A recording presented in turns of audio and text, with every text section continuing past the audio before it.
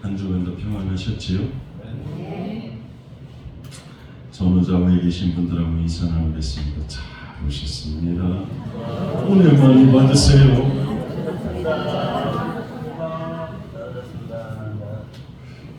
교관사님 이거요? 네.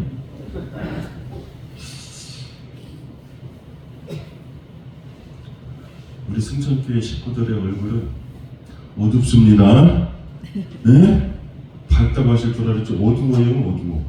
집에 무슨 우환들이 있으신가 보네. 네? 예배드리면서 그 우환 다 떠나갈지어다. 음부의 권세가 이기지 못하는 그런 은혜가 여러분의 삶에 가득하기를 주님으로 완전히 축원합니다. 그러니까 인사할 때 옆에 사람 보면서 인상 쓰지 마시고 인사가 다시 한번 하겠습니다. 잘 오셨습니다. 듣는 것만으로도 은혜입니다. 네. 찬송할까요? 설교할까요? 네? 아니 설교하는 시간인데 왜 찬송을 한다고 그러시? 찬송하겠습니다. 이 추운 날씨에 주회전 찾아 나왔습니다. 하나님 앞에 예배드리러 왔습니다. 다 쏟아놓고 주시는 은혜 다 받아서 가시기를 바랍니다. 539장입니다.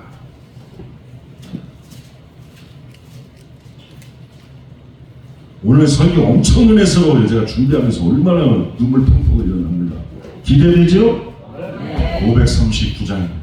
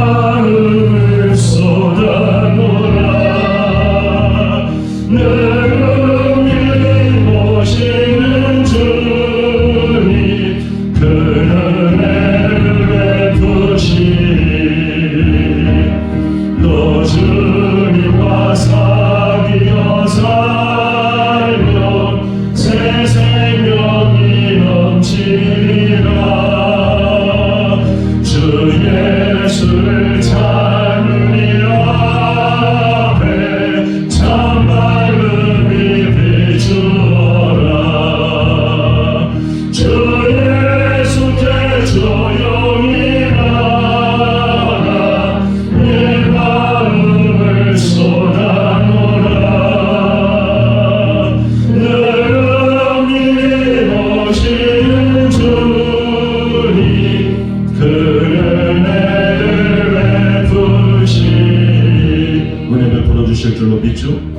감습니다. 두 눈 감고 한 번 더 고백합니다. 주 예수께 조용히 나가 내 마음을 쏟아놓으라. 그는 미리 오시는 주님, 그는 다시 한번 주 예수께 조용히 나와 주 예수께 조용히 나가 내 마음을 쏟아놓으라. 너는 미리 오시는 주님, 그는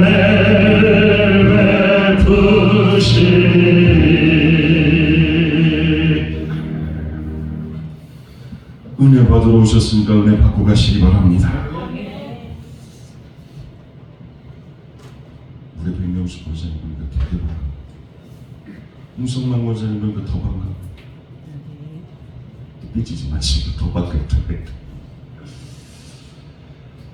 한 방직 공장에서 있었던 일입니다.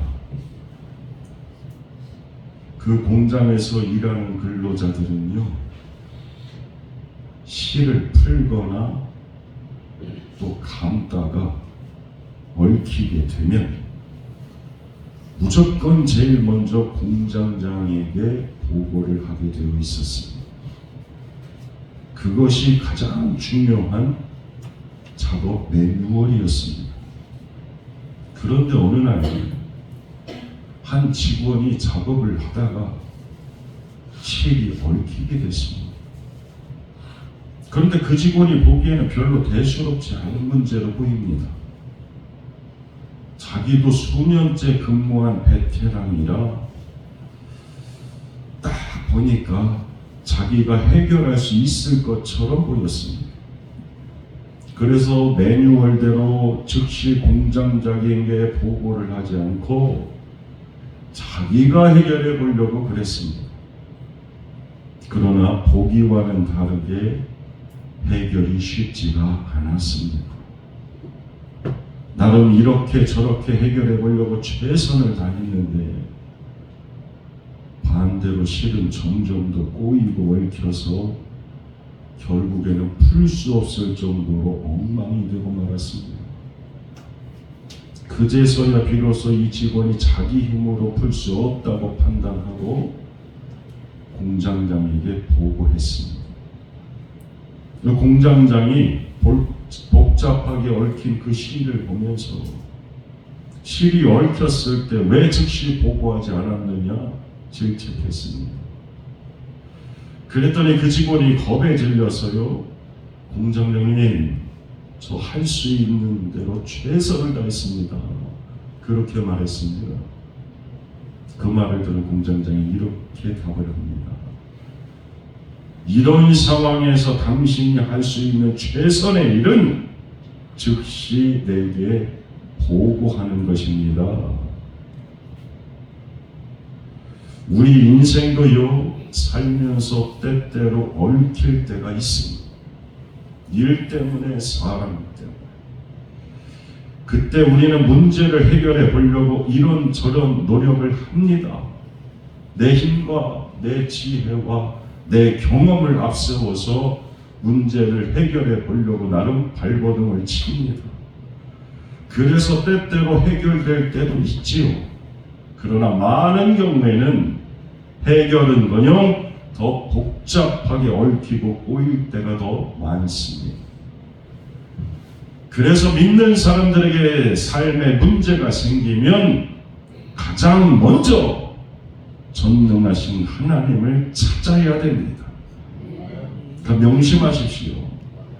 삶이 꼬이고 얽히기 전에 기도하시고, 그리고 삶이 얽히고 꼬였다면 또 기도하시고, 그렇게 쉬지 말고 기도하십시오. 기도하는 만큼 역사해 주십니다. 많이 기도하면 많이 역사해 주시고 오래 기도하면 오래 역사해 주시니까 그래서 쉬지 말고 기도하면 어떻게 되느냐? 때마다 일마다 날마다 순간마다 하나님 역사해 주실 줄로 믿습니다. 그 기적을 경험하는 기적의 성도가 되시기를, 그런 기적의 교회가 될 수 있기를 주님의 이름으로 간절히 축원합니다. 벌써 끝나지? 하나님, 내가 기적의 성도 되게 해주시오. 내가 섬기는 이 승천재단이 기적의 교회가 되게 하여 주옵소서. 지난주에 이어서 다니엘서 3장인데 바벨론의 느부갓네살 왕이 엄청난 규모의 금신상을 만들어 놓고 사람들에게 강제로 절하게 했습니다. 그리고 이 문제로 인하여 다니엘의 세 친구 사드락, 메삭, 아벳느고가 고발을 당하는데 3장 12절 말씀입니다. 3장 12절 말씀을 보면 이렇게 말씀하죠. 화면에 나오죠. 합독합니다. 이제 몇 유다 사람 사드락과 메삭과 아벳느고는 왕이 세워 바벨론 지방을 다스리게 하신 자기를 왕이요, 이 사람들이 왕을 높이지 아니하며 왕의 신들을 섬기지 아니하며 왕이 세우신 금신상에게 절하지 아니하나이다. 이것이 왕의 분노를 자아냈고 결국에 잡혀서 맹렬히 타는 풀무불에 던져지는데 그게 본문 20절 21절 말씀입니다. 합독하겠습니다. 군대 중 용사 몇 사람에게 명령하여 사드락과 메삭과 아벳느고를 결박하여 극렬히 타는 풀무불 가운데 던지라 하니라. 그러자 그 사람들을 겉옷과 속옷과 모자와 다른 옷을 입은 채 결박하여 맹렬히 타는 풀무불 가운데 던졌더라. 맹렬히 타는 풀무불 가운데 던졌더라. 이 말씀을 통해서 신앙생활하면서 반드시 이루어야 되는 두 가지 변화를 깨달을 수 있는데 그 첫 번째가 뭐냐? 고정관념을 깨야 됩니다. 고정관념을 깨야 됩니다. 고정관념의 사전적인 의미는 이렇습니다. 사람들의 행동을 결정하는 잘 변하지 않는 굳은 생각 또는 지나치게 당연한 것처럼 알려진 생각, 이것이 고정관념의 사전적인 의미입니다. 우리가 신앙생활하면서요, 신앙적인 고정관념들이 있습니다. 대표적으로 요한복음 11장의 마르다의 이야기에서 그 예를 찾을 수가 있는데, 마르다와 마리아의 오빠인 나사로가 병에 들어서 시름시름 앓다가 죽었습니다. 그 가정은 특별히 예수님께서 사랑하신 가정입니다. 그러니까 마르다와 마리아는 오빠인 나사로가 죽기 전에 예수님께서 오셔서 고쳐주시기를 구했습니다. 그런데 예수님은 오시던 길에 다른 병자들을 고치시고 나사로가 죽은 지 나흘이 지나서야 오셨습니다. 나사로는 지금 죽을 뻔한 게 아닙니다. 죽을 것 같은 것도 아닙니다. 이미 죽었습니다.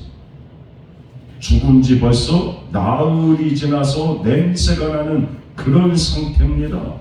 그러니까 한마디로 완벽한 끝입니다. 완벽한 절망의 상태입니다. 그런데 그때 예수님이 오셔서 그 죽은 나사로를 살려주시겠다고 그럽니다. 그랬더니요, 마르다가 이렇게 대답을 해요.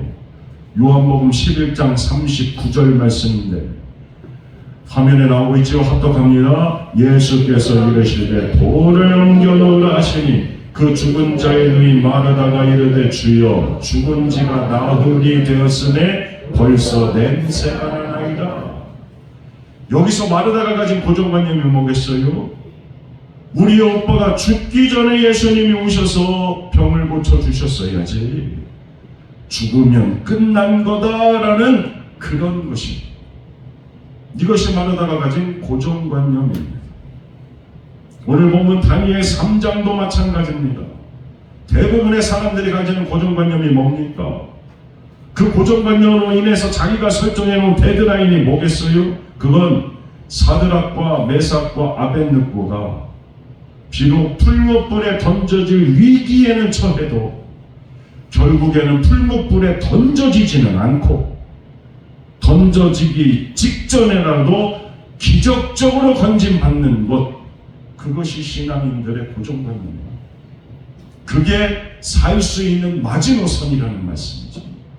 던져지는 그걸로 끝이라고 생각합니다.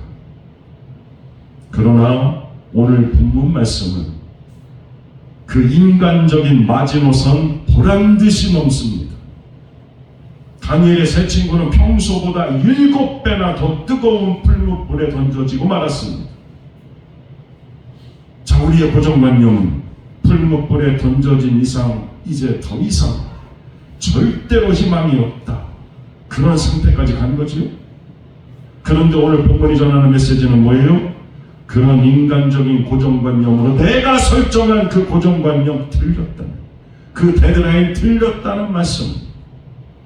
때로는 맹렬히 타는 풀무불 가운데 던져지는 그 최악의 절망의 상황이 그 마지막 데드라인으로부터 하나님의 역사는 시작될 수 있다는, 아니 있는 정도가 아니라 그런 경우가 너무나 많다는 걸 오늘 우리에게 말씀해 주시는 거예요. 그래서 제가 말씀드리잖아요. 생과 사의 골든타임을 사람이 정하는 겁니까? 아닙니다. 주님께서 오시는 그 순간이 인생의 진짜 골든타임이 시작되는 거라고 말씀드렸잖아요. 나사로의 이야기 마찬가지입니다. 죽은 지 나흘이 지났습니다. 이제 시체 썩는 냄새까지 나는 그런 나사로를 향하여 우리 주님께서 돌을 옮기라 그러시고 나사로야 나오라 그렇게 말씀하셨어요. 그 주님의 음성이 뭐겠어요?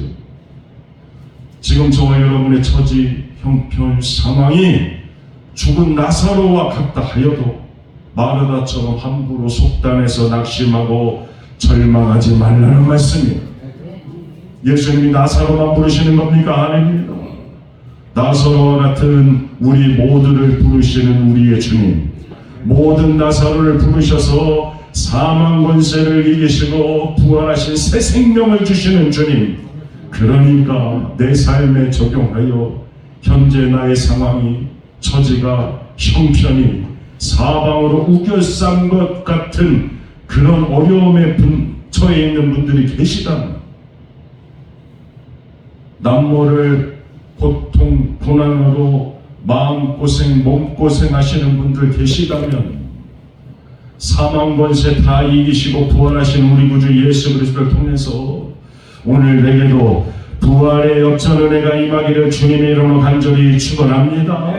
그 부활의 역전의 은혜가 오늘 내 삶에도 임할 줄로 믿고 고난을 희망으로 바꾸시고 고난을 승리로 바꾸시고, 아이고 참, 고난을 희망으로, 고난을 승리로, 고난을 믿음의 간증으로 바꾸는 그런 저와 여러분이 될 수 있기를, 이 성천재단이 될 수 있기를 주님의 이름으로 간절히 축원합니다.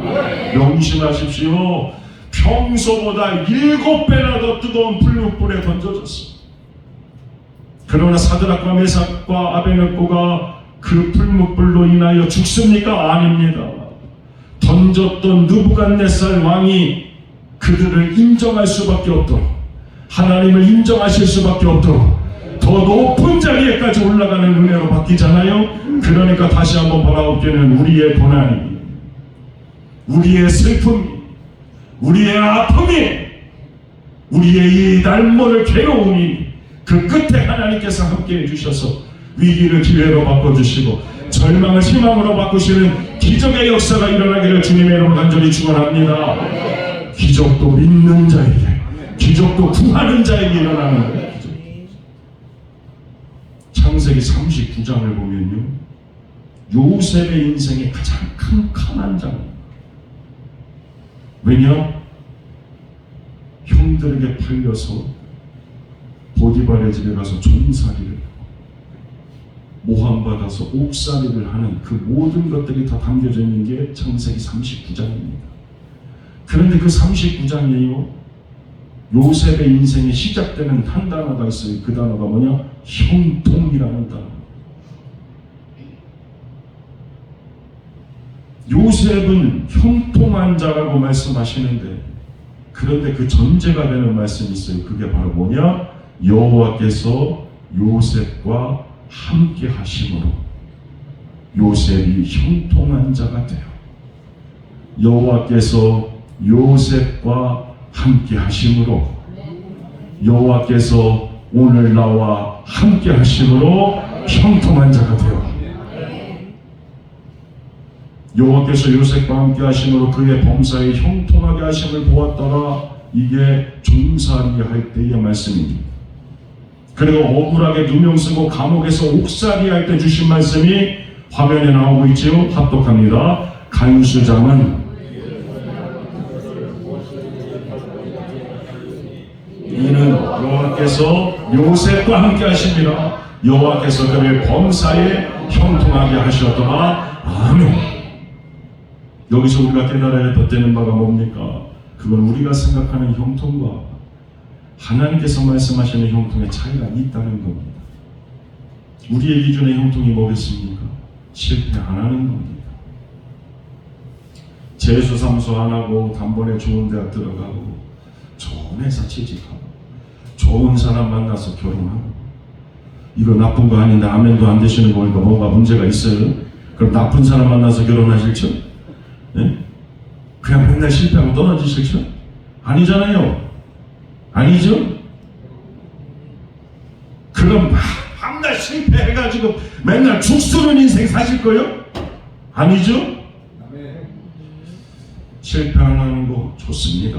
재수삼수하고 단번에 좋은 데 가면 좋지.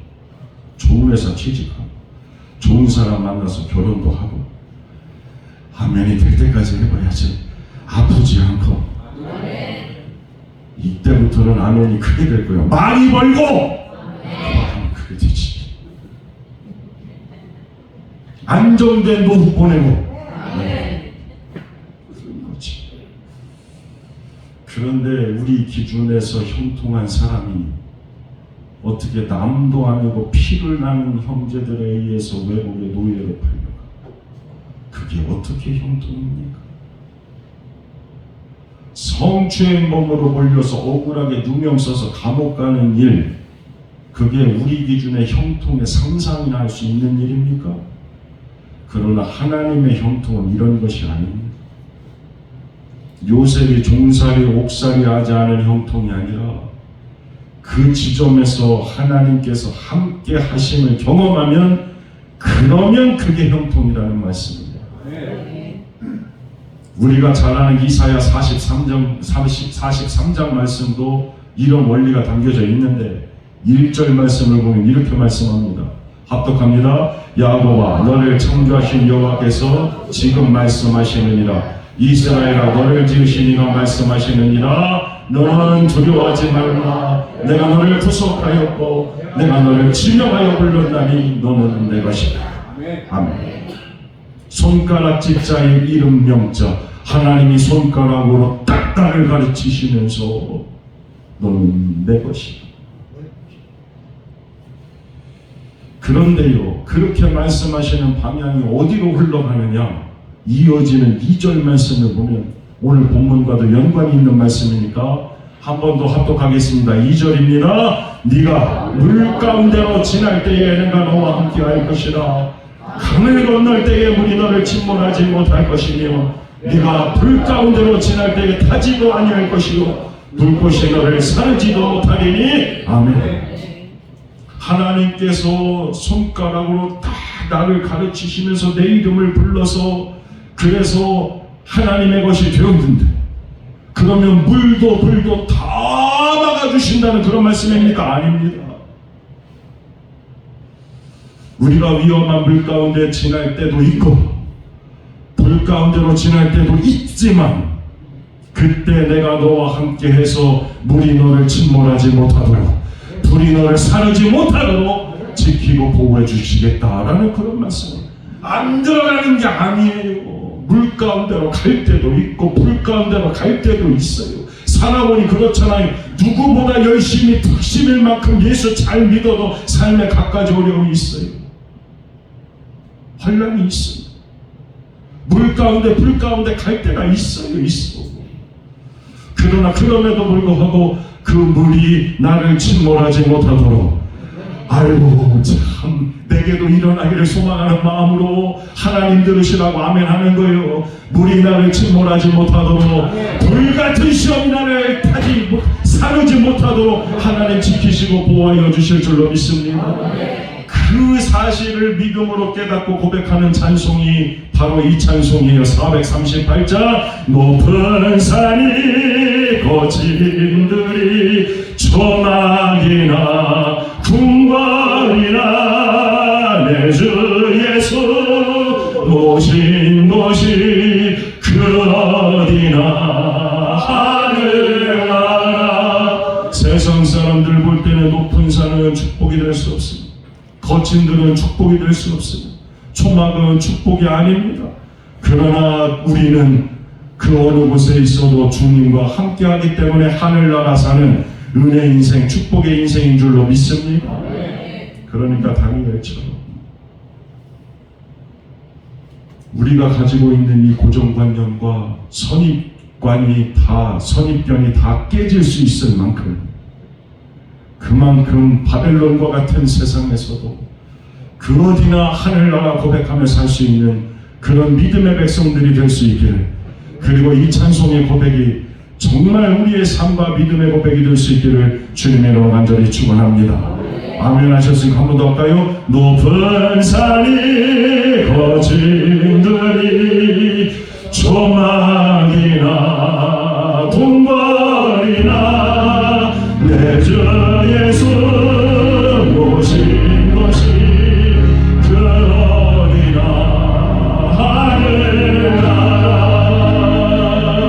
하늘나라 천국 사시는 저와 여러분의 삶이 되시기를 다시 한번 주님의 이름으로 간절히 축원합니다. 신앙생활하면서 우리가 경험해야 되는 두 번째 변화는 비난이 칭찬으로 바뀌는 은혜의 반전입니다. 은혜의 반전. 다시 다니엘서 3장 12절 말씀을 봅니다. 다니엘 3장 12절 말씀 합독합니다. 이제 몇 유다 사람 사드락과 메삭과 아벨느고는 왕이 세워 바벨론 지방을 다스리게 하신 자이거늘 왕이여 이 사람들이 왕을 높이지 아니하며 왕의 신들을 섬기지 아니하며 왕이 세우신 금신상에게 절하지 아니하나이다. 결국에 이 고발로 말미암아 사드락과 메삭과 아벨느고는 왕의 노여움을 사서 평소보다 7배나 더 뜨거운 불목불에 던져졌습니다. 그런데 여기서 대반전의 역사가 일어납니다. 그 말씀이 28절 29절입니다. 합독합니다. 느부갓네살이 말하여 이르되 사드락과 메삭과 아벨느고의 하나님을 찬송할지로다. 그가 그의 천사를 보내서 자기를 위배하고 그들의 몸을 바쳐 왕의 명령을 거역하고 그 하나님 밖에는 다른 신을 섬기지 아니하며 그에게 전하지 아니한 종들을 구원하셨도다. 그러므로 내가 이제 조서를 내리노니 각 백성과 각 나라와 각 언어를 말하는 자가 모두 사드락과 메삭과 아벨느고의 하나님께 경솔히 말하거든 그 몸을 쪼개고 그 집을 거름토로 삼을지니 이는 이같이 사람을 구원할 다른 신이 없음이니라 하더라. 사실 그 사실만 놓고 보면 12절에서 격분해서 고발당해서 풀목불에 던져진 것과 똑같은 상황입니다. 왕의 명령을 거역했습니다. 그래서 신상을 섬기지 않습니다. 절하지 않습니다. 그런데 반전의 은혜가 임했습니다. 앞에서는 그것 때문에 왕의 분노를 사서 풀목불에 던져졌는데 지금은 그것 때문에 상황이 바뀌고 역전돼서 30절 말씀 합독합니다. 시작! 왕이 드디어 사드락과 메삭과 아벨느고를 바벨론 지방에서 더욱 높이니라. 아멘. 놀라운 반전이잖아요. 그러니까 우리가 신앙생활하면서 꼭 경험하기를 소망하는 것은 세상의 비난까지도 칭송으로 바뀌는 그 반전의 은혜가 저와 여러분의 삶에도 일어나기를 주님의 간절히 축원합니다. 이제 느부갓네살 왕이 완전히 바뀌었지. 그러니까 바벨론과 같은 세상 사는 저와 여러분이 믿는 자로 인정받고 세움받을 수 있는 길이 있다는 걸 제가 오늘 본문 말씀을 통해서 알게 됐는데요. 사실은 이 말씀 전하려고 여기까지 이렇게 사실 사드락, 메삭, 아벨느고는 특별한 능력이 있는 사람들이 아닙니다. 모세처럼 홍해 가르는 사람이야. 엘리야처럼 850대 1로 싸워서 승리하는 사람도 아니에요. 핍박하면 핍박 당하는 사람, 불문불에 던지면 던져지는 인생, 정 한번 못 해보고 던져질 수밖에 없는 그런 연약한 인생, 딱 저와 여러분과 같이 그렇게 연약한 인생들입니다. 그런데 그런 사드락과 메삭과 아베느고를 느부갓네살 왕이 인정하고 더욱 높여주는 반전의 은혜가 임했잖아요. 그렇다면 무기력하게 풀무불에 던져짐을 당했지만 그럼에도 불구하고 느부갓네살 왕에게 인정받을 수 있는 비결이 무엇이었느냐? 그 비결이 3장 25절 말씀입니다. 합독하겠습니다. 왕이 또 말하여 이르되 내가 보니 결박되지 아니한 내 사람이 불 가운데로 다니는데 상하지도 아니하였고 그 넷째의 모양은 신들의 아들과 같도다 하고 아멘. 불무불에 처음에 던져진 사람은 사드락 메삭 아베느고 세 사람입니다. 그런데 불 속에서는요 네 사람이 보였습니다. 그리고 그 풀무불 가운데 탄 건 그들을 묶고 있었던 결박뿐입니다. 다시 그 불 속에서 살아나온 사람은 다니엘의 세 친구 사드락과 메삭과 아베느고 3명입니다. 그렇다면 그 풀무불 속에서 저들과 함께 계셨던 사람이 누구라고요? 그건 그들을 타지 않도록 보호해 주신 하나님이셨어요. 그리고 더 은혜가 되고 더 감사한 것이 무엇이냐? 들어갈 때 새, 그 안에서 나올 때 새. 그러니 아직 하나님은 그 불 속에 계시다는 겁니다. 이게 얼마나 큰 은혜가 되는지, 아직도 불 속에 계시기 때문에 저와 여러분의 삶에 불같은 시련이 찾아온다 해도 우리는 결코 불타지 않을 겁니다. 그 불같은 시련이 찾아올 때 그 불 속에 지금도 여전히 하나님이 계시니 타지 않도록 지키시고 보호해 주시려고 거기 계시니 이게 얼마나 위로가 되고 이게 얼마나 축복이 되는지. 모세처럼 홍해를 가르지도 못했고 엘리야처럼 불 받는 능력이 없는데 그래도 하나님께서 함께 하시면 우리도 다니엘의 세 친구처럼 고난의 불목불 가운데도 머리카락 하나도 상하지 않도록 하나님께서 지키시고 보호해 주실 줄로 믿습니다. 자, 이제 말씀 마칩니다. 누가복음 7장을 보면요, 하나밖에 없는 아들을 잃은 나인성 과부의 이야기가 나옵니다. 누가복음 7장 11절 말씀이에요. 합독합니다. 그 후에 예수께서 나인이란 성으로 가실새 제자와 많은 무리가 동행하더니 그 후에는 예수님이 백부장의 종을 고쳐주신 후를 말합니다. 그 후에 예수님께서 제자들과 함께 나인성에 가셨습니다. 성문 가까이 이르렀을 때에 장례식에 참석한 사람들을 만나는데 12절 말씀이에요. 합독합니다. 성문에 가까이 이르실 때에 사람들이 한 죽은 자를 메고 나오니 이는 한 어머니의 독자요 그의 어머니는 과부라. 그 속에 많은 사람도 그와 함께 나와. 이 장례식이 하나밖에 없는 아들을 잃은 어머니의 장례식. 그 여인이 남편도 죽고 없고 이제는 하나밖에 없는 아들까지도 잃었는데 그 슬픔을 위로하려고 많은 사람들이 장례식에 참석했습니다. 그런데 말씀을 자세히 보면요, 성문에 가까이 이르실 때에 사람들이 한 죽은 자를 메고 나오니 그렇게 말씀합니다. 맞습니다. 죽은 자입니다. 그러니까 지금 장례를 치르는 겁니다. 그런데요, 15절 말씀을 보면 이렇게 말씀합니다. 합독합니다. 죽었던 자가 일어나 앉고 말도 하거늘 예수께서 그를 어머니에게 주시니. 죽은 자가 죽었던 자가 됐습니다. 그럼 사랑하는 여러분, 죽었던 자는 지금 죽은 자입니까? 아니면 산 자입니까? 지금은 살아있다는 거죠. 그렇다면 죽은 자가 산 자가 되기까지, 살아나기까지 어떤 일이 있었느냐? 누가복음 7장 13절입니다. 합독합니다. 주께서 과거를 보시고 불쌍히 여기사 울지 말라 하시고. 슬픔에 빠져있는 과부를 보시면서 우리 주님이 불쌍히 여기서 말씀하십니다. 울지 말라. 그리고 14절 말씀을 보면 이렇게 말씀합니다. 합독합니다. 가까이 가서 그관에 손을 대시니 맨 자들이 서는지라 예수께서 이르시되 청년아 내게 말하노니 일어나라.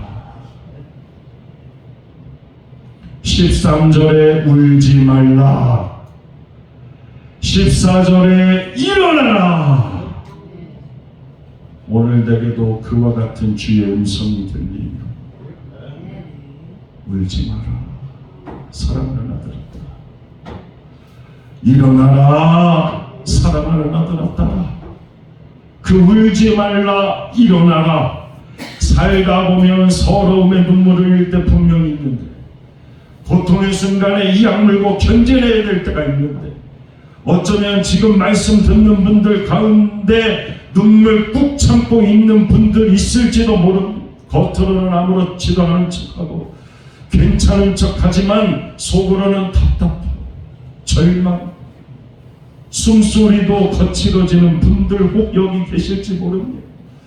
도대체 이때 하나님은 무엇을 하고 계시는지, 왜 하나님께서 나에게 이런 고통과 시련을 주시는지 그런 답답하고 원망의 마음이 들 때도 있습니다. 그러나 어떤 이유에서든지 중요한 건 그런 우리를 우리 주님은 외면하지 않으시고 보시고 불쌍히 여기시고 긍휼히 여기시며, 긍휼이라는 말이 컴패션이라고 했잖아요. 함께 아픔을 느끼다라는 뜻입니다. 우리 주님이 나와 함께 그 아픔을 느끼시며 오늘 내게 말씀하십니다. 뭐라고요? 울지 말라. 그리고 또 일어나라. 내가 세상 끝날까지 너희와 항상 함께 있으리라 약속해 주셨어요.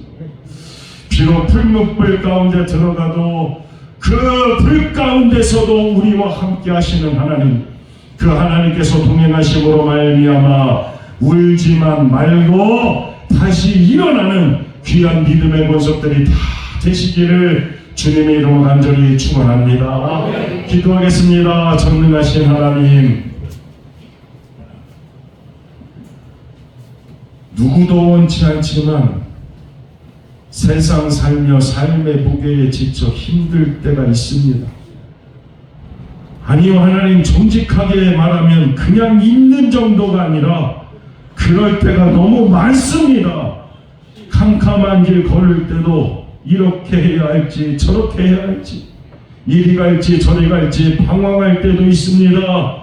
연약한 우리를 붙들어 주시옵소서. 긍휼히 여겨 주시옵소서. 사랑하는 성도들, 저들이 오늘 겪는 삶의 고난 때문에 심령이 더 강팍해지거나 자포자기게 하지 말게 하여 주시고, 그것 때문에 믿음이 망가지고 성도의 명예를 더럽히지 않게 하여 주시고, 삶의 풀무불 같은 고난 가운데 기도가 더 깊어지게 하여 주시고, 찬송의 말씀이 삶이 더 깊어져서 깊은 곳에 금을 던질 때 일어나는 금을 찢어지게 잡히는 기적의 역사가, 그 반전의 은혜가 임하게 하여 주옵소서. 현재 당하는 고난이 장차 나타날 영광과 좋게 비교할 수 없음을 믿습니다. 이제 고정관념 버리고 반전의 은혜가 있는 삶을 살게 하여 주시옵소서.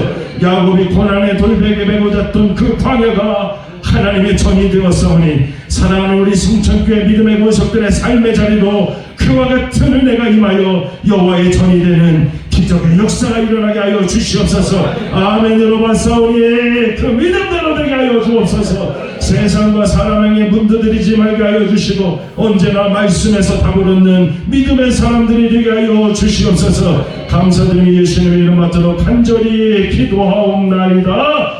아멘.